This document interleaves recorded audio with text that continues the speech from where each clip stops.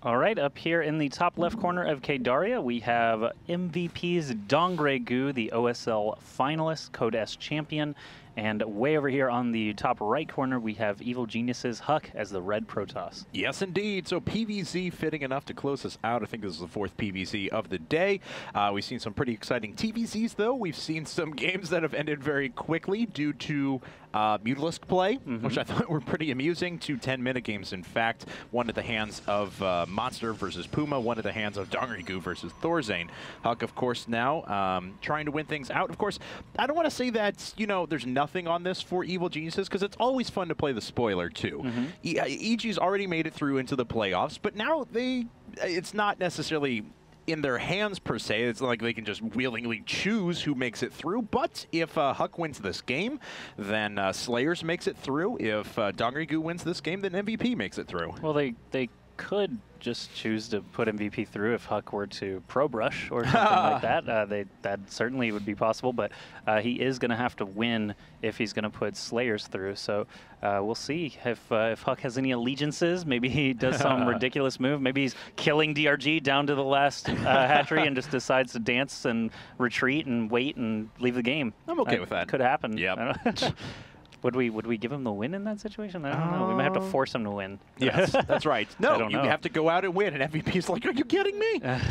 Anyway, and look at this. Hatch first coming up for Dongre-gu, so he feels very, very confident that Huck's not going to do anything weird against him, and it indeed does look like it's going to be a Nexus first, so Dongre-gu going to be able to pull this off. All right, so everything looking pretty good for both players. No crazy shenanigans, no forward pylons from Huck, and no quick pool from Dongre-gu. So we are setting up for a more, I guess, mid-length game at least. Yeah. Nothing going to end probably in the first 10 minutes. Huck is going to scout here after unsuccessfully scouting the other two positions. He knows where his opponent must be. Now the question is, does he want to actually send that probe over there and risk having it destroyed by Zerglings? It looks like the answer is no. Yeah, he's just going to come back and build a gateway with it, so, or a pylon first, then a gateway. There it is. One little gap left to the front, of course, not full walling this off. K-Daria is kind of an interesting map. You know, it's not the most well-received, so likely, I think of any of the maps that we've introduced lately, I think this is the one that's probably going to be removed. There are a couple of reasons for this. If you're able to position siege tanks around here, you can actually see this as the intersection of 3 different bases. So in TVZ, with any sort of positional imbalance, or if you're not cross spawns, I guess I should say, it's very accessible. Yep, so either way, Whirlwind has produced some really awesome games like the one we saw with Thorzane and Monster, and actually Terran usually is involved on Whirlwind, posting up in various defensive locations. K-Daria is just played out a little bit differently because this natural is pretty safe to take, but again, once you get into that third base scenario, it can be a little bit more difficult. You can see DRG actually expanding away from Huck, so that does give Zerg options as well. And he ends up taking that third base a little bit later than he would have had he gone for a normal pool, then hatch, then hatch. Of course, the reason being that he wants those queens out a bit earlier. He can get a few more drones going a bit faster on. So this will benefit his economy as we move forward in this game. And the benefits, of course, will be felt a little bit later. But for now, Huck just finishing up his cybernetics core. He's not used 100 gas on his +1 weapons yet. And if his next 100 gas doesn't go to it, we're probably going to get some form of tech, whether that's robotics facility or whether that's Twilight Council and the Stargate. I'm not sure. I would wager robotics facility. We're going to see, though, and he still has not. There's +1. There's plus. Oh, okay, so he's just really kind of slow on that. What else did he do? He made. Yeah. Well, I mean, now that he hasn't taken his 3rd and 4th gas yet, and he's getting +1, he will have enough for 100 and a robotics facility in a bit, but it could just be a lot of gateways here soon. All right. So obviously, yeah, he's got some options left. He still has not added on his 3rd and 4th assimilators. It looks like Dongre-gu is going to put up his extractors now and start gathering gas for the first time in this game. 11 drones in a row actually being produced. There comes some more gateways actually from Huck, so he could actually just go to 6 or 7 if he wanted to. Yeah, and his first sentries are now on the way. It looks like he will actually be able to chase down this this Overlord before it gets out of range. 20 hit points and dead. That's oh so annoying for Zerg players to deal with at the beginning of games. Yeah, he does have another Overlord queued up to replace it, but obviously that's going to cost him 100 minerals and another larva to be able to do so. It keeps him from being able to make another drone, so he's just going to get that slight disadvantage. Huck adding on 6 gateways, so it will put him up actually to 7 total. And so far, only making sentries to be able to defend his front wall. Okay, yeah, the last gateway actually popping up in the back, and with +1 weapons, he can move out with a lot of units very, very soon. We know how fond Huck is of his aggressive gateway pushes. Dongrygu does spot this pylon, though, and he is already producing 10 lings. He's got speed, and he's got his Roach Warren on the way, so it doesn't look like he's going to let this happen without any sort of reaction. All right, +1 will be finished in just a moment. Warp Gate Tech is going to be done as well. That pylon's already placed by Huck. He has a chance to place a couple of more. The Zerglings are going to find it, but Huck escapes with the probe. No, it actually looks like the probe is going to get taken out as well, just to the left. Oh, yeah, the probe did get taken out, and the pylon is canceled. 4 sentries actually way out of their territory for Huck, coming to try and just tickle down some... oh, yeah, I guess the pylon actually stayed. Wow, yeah, okay. He kept it alive. I see. So Huck, with a little bit of a distraction technique, able to keep that pylon long enough to warp in some sentries. He's got Zealots coming in now as well. Dongrygu looking perhaps for a counterattack, perhaps just for that flank. He is going to return home now with his Ling. Zergling speed is going to finish right this moment, and he can run up on all sides on these sentries and Zealots. That's right. +1 attacks is done, though, so these Zealots are going to cleave through the Zerglings very, very quickly. None of the sentries have actually died yet, and so far, Huck has actually been doing a very, very good job. His control has been on point. He's kept most of these roaches away. Now he's coming in with reinforcements of stalkers and just continuing to keep on the pressure. Except he's backing off now and waiting for another sentry. Come on, keep it going. You actually had a pretty good advantage, but now you're giving Dongrygu a chance to make 11 more roaches. That's going to be much more difficult to deal with all at once than if you had just started killing them as they stream out of that hatchery. But the spine crawlers were a pretty good deterrent there. Huck may have been able to loop around the bottom side there, take out 1 spine crawler, and just have an open shot at the 3rd base. But now Dongrygu's had lots of time to actually get some units out. 6 more roaches on the way, and this force looks pretty good from Dongrygu. Yes, it does.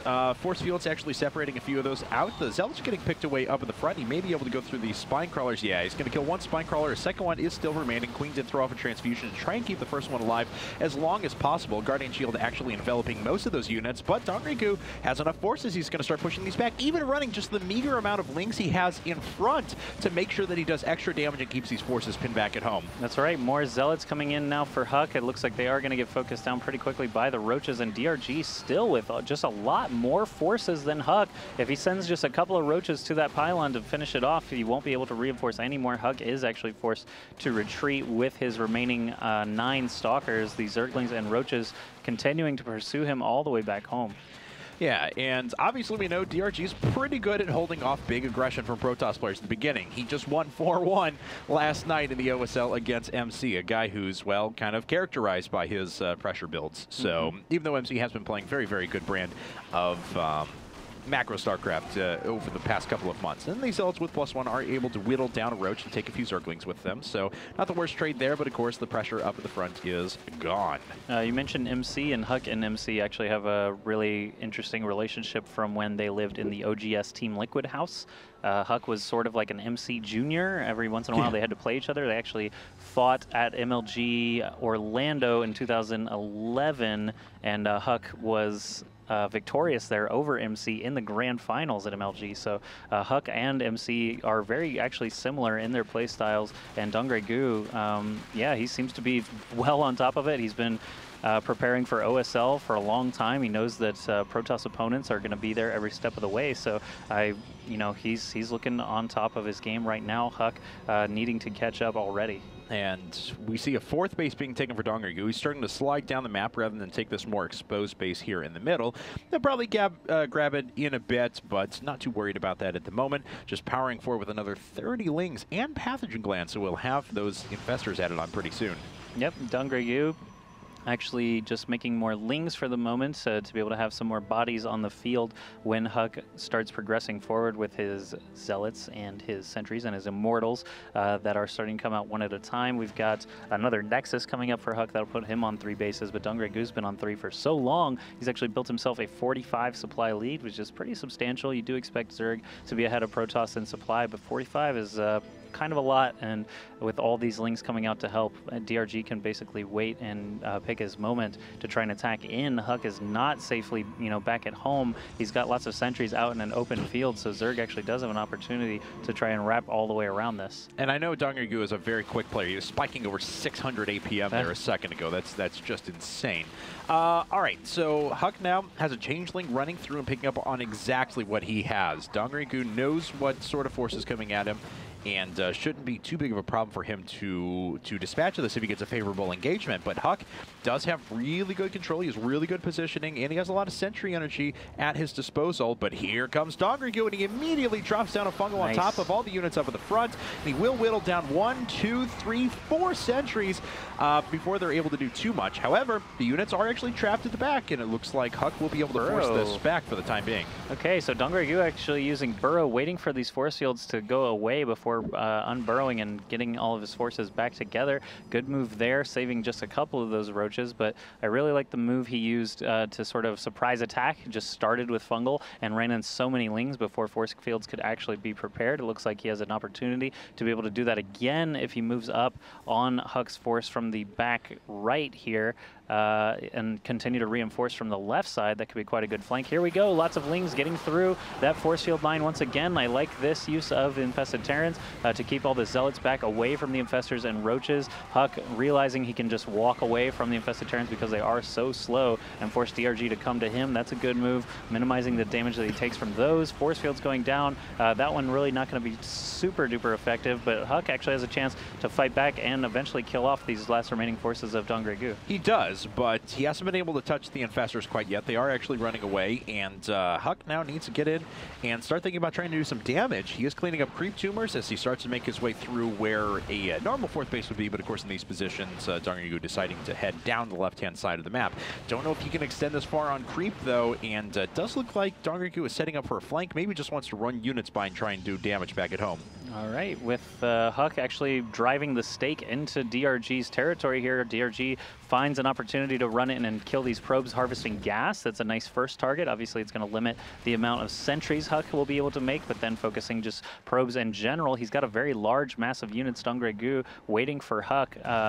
Lots of fungals available, it looks like, but these roaches and lings have been unchecked for a long time. Sentries actually incredibly low on the count there. No force fields going down. Fungals trapping those immortals over and over. The observer overhead is going to allow Huck to kill those burrowed units, but he just doesn't have the forces, and DRG surges forward once again toward that third base of Huck.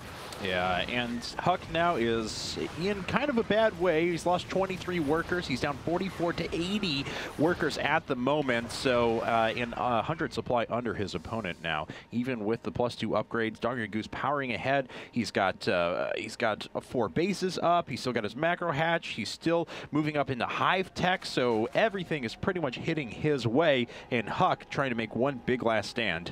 All right, so what will he need? He's actually getting Colossi out now. I haven't seen those yet in this match, so I think that's a good decision to try and switch it up a little bit, deal with these huge amounts of lings and roaches that he keeps meeting. If he can get some good position on the infestors as well, he can take those out before they're too much of a problem. And here we go, lots of infested marines being dropped from Dongregu again. These are close enough to that nexus, so even if Huck actually retreats with his fighting forces, he's going to lose this nexus one way or another. Yep, nexus goes down, and with it, EG Huck needs to hold back here and just try and find some sort of miracle defense, and then he needs to be able to push and do economic damage after he holds this. Pretty good force fields up at the front. The infested Terrans are about to go away as well, so a lot of the DPS of the army is going to disappear, and Huck does hold on for the time being, but he immediately needs another nexus. Okay, so looking at the minimap, we haven't done in a while because of all the fighting. Dongregu's actually taking more bases. This is something that Monster did not do against Thorzane.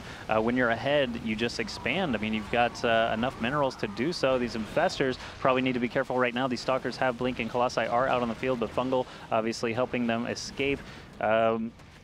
It looks like Huck is trying to rally all his forces. I don't know if he's going to be able to rebuild that third base, though. No, he's putting everything he gets, as soon as he gets it, into additional Colossi, into additional Stalkers. So he's got a little bit of an income right now, but it's about a third of what his opponent is sitting at. So Dongrygu still sitting in such a great spot. Yep, Dongrygu just waiting it out. He's already got a large advantage. He can continue teching. Greater Spire is on the way right now. He's got just more Roaches and Corruptors actually holding the line against this force of Huck until he's able to get that stuff out. Right now, though, more Infestors coming out, +2/+2 upgrades finishing for Dongrygu, and Huck is, you know, obviously backed into a corner. If literally in this game, you can see on the minimap, he's relegated to just his main and natural, while Dongrygu just spreads his creep, spreads his bases all over the place, and has this massive force ready to crash through the gates of Huck.